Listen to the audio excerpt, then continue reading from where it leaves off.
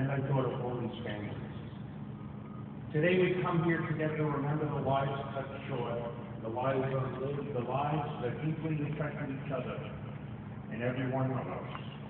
It is a day to honor the memory of 2,977 men and women and children who were killed in New York, Washington, D.C., and Shanksville, Pennsylvania. It's also a day to remember the 147 brave warriors from Arizona who perished in combat operations since that fateful day. Young men and women, many of whom were but a few years old, not so much older than our students today. In the prime of their lives were lost way too soon. They were innovators, geniuses, and whiz kids, working for some of the most respected and successful organizations in the world. They were young moms and dads arriving at the office early in hopes of getting home in time to tuck their little ones to sleep, many of whom at that time would have been the same age as our students. They woke up that morning blissful ignorance of the immense tragedy to come. Millions of people would mourn the loss before knowing a single name. And 12 years later, millions of people would gather to celebrate their lives. The events of 9/11 defined an entire generation. While many young women may have not, many young people may have not had the maturity to fully understand the events at the time, the images from that day have been seared into their minds. Memorials like this provide pause, a moment of quiet reflection. Even though they were unknown to us, they became a part of our lives, proving the value of life as a man.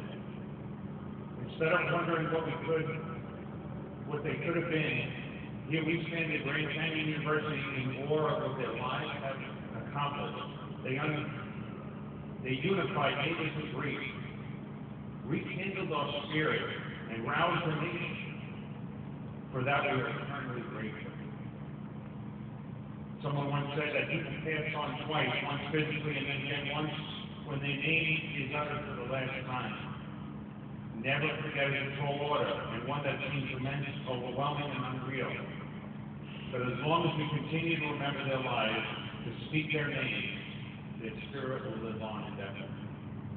Today, we will hear their names, and we thank people for pulling this organization together this time. We thank you for coming here.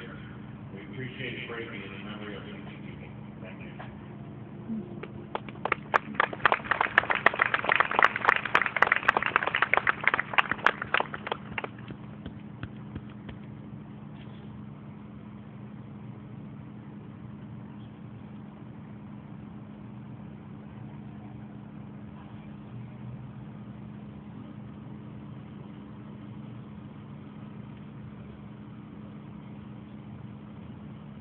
Thank you, Dr. Rada.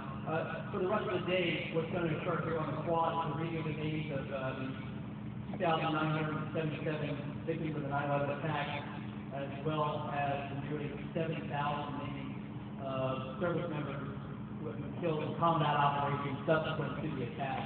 That'll begin here in the next 10 minutes, and they'll be read throughout the day, probably going until 6 p.m. today. Names will be read by myself, as well as students and elements from the ROTC contingent here at Grand Canyon University. I welcome anybody who wants to volunteer to come up and read some of the names. Feel free to come up. As you read names, please check off where you have ended. Thank you for coming, and have a good day.